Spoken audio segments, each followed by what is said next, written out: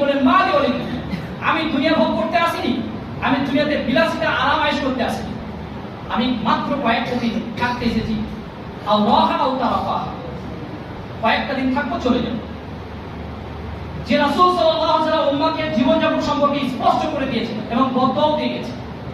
সহিহ বুখারীর হাদিস 4828 নম্বর riwayat, তাইসা আব্দুদ দিনার ওয়া আব্দুদ দিরহাম, যারা টাকার গোলাম, অর্থের গোলাম, তারা যেন ধ্বংস হয়ে যায়। ইন উতিয়া রাদিয়া, যদি দুনিয়াতে কিছু পায় তাহলে খুশি থাকে, রাদি হয়।